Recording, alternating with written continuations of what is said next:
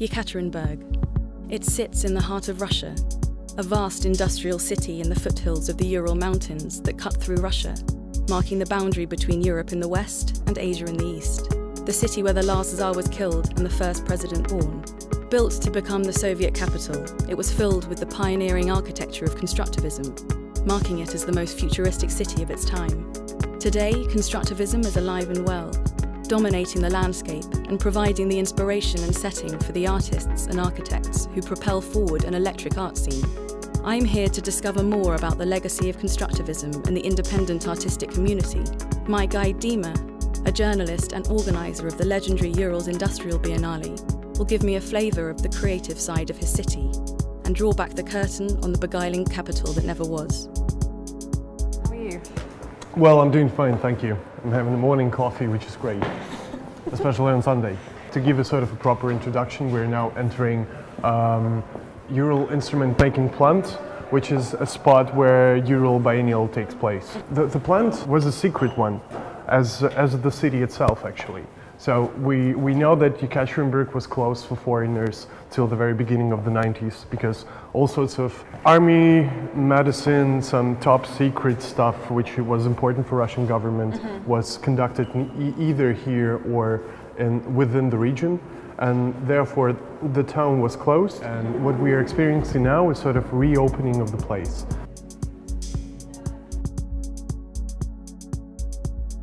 You can just step in and you can just walk around, and the whole idea of the project is that yes, but just be careful, Basically, like here, it was basically preoccupied with children. Just figure out.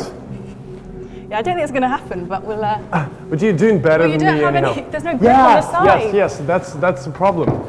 I will just, let the explication say something about this because it's evaporation of the Constitution of Russian Federation. Letter by letter, it's being translated into the Morse code. Yeah, Morse code. Through tapping of the water, which is digested through here, that just moves over here, and then it randomly gets to one of the iron, and it just evaporates. And then you absorb the Constitution. Yeah.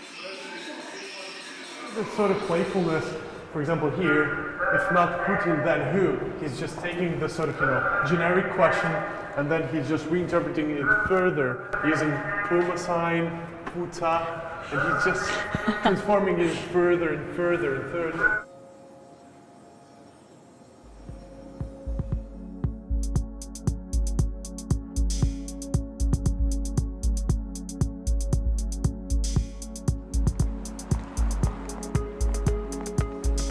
So now we're about to meet Ilya Shiklovsky. He's the director of the art gallery of the Yeltsin Center, and he would also give you a tour of the museum. Just explain how the things are. Cool. Ilya, please meet Nadia. Nice to meet you. Hi.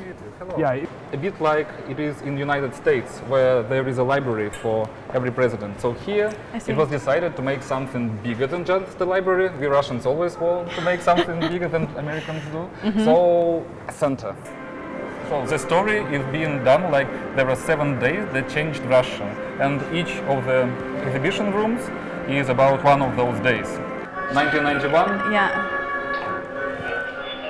The only thing that was broadcasted through the television was this Swan Lake. So we are sitting in our room in Moscow. We listen to news. We see these strange things happening on the TV, and we just don't know what's going on. And so at the end, freedom. Yeah, it's a hall of freedom. So we have an opportunity to see a wonderful artwork by Eric Bulatov, but also we can see a wonderful view outside. And sometimes where the weather is a bit better than now, it seems like it is just one big picture.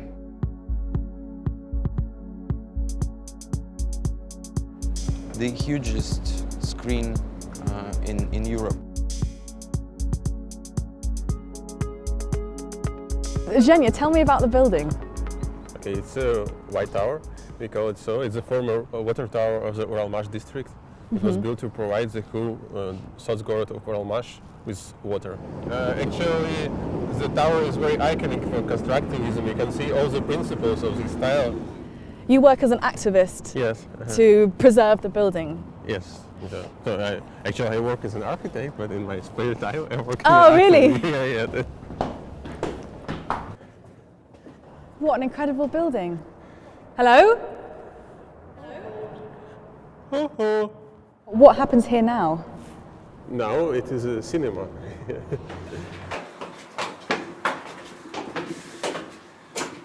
Wow, this is incredible. The constructivist story is not the only story of Yekaterinburg.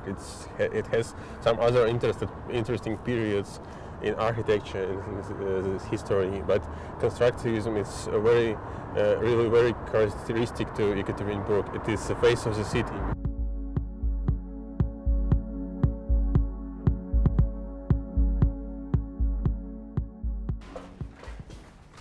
It's the wrong door. Which door is it? This one? Hello? Hi there. Hi, Piotr. So what are you working on at the moment? Not something big, but now it's like a calm time of our work. So is this your architectural bureau based here? Yes, things that we see here, it's not like decoration, it's light, it's space.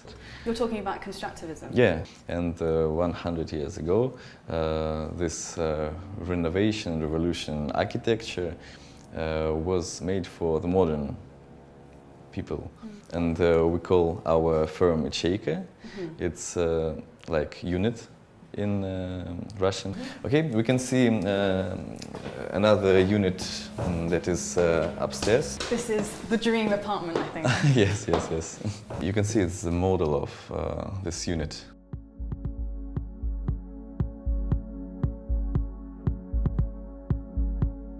Just a bizarre view. It's just super weird today to look at the biennial venue, which is now closed, and just look at the the writing on top, which no longer refers to what's inside. So what's the translation of that into English? It's who are we? Where are we from? Where are we going? Yekaterinburg differs so much from other Russian cities far from Moscow or St. Petersburg. It's architecturally so unique. And walking around with Dima, I really got the sense that this urban environment inspires the creative community here. This city may never have become the capital of the Soviet Union, but in a way it remains a sort of capital to the architects and artists who see their city, with its creative energy and captivating spirit, as Russia's beating heart.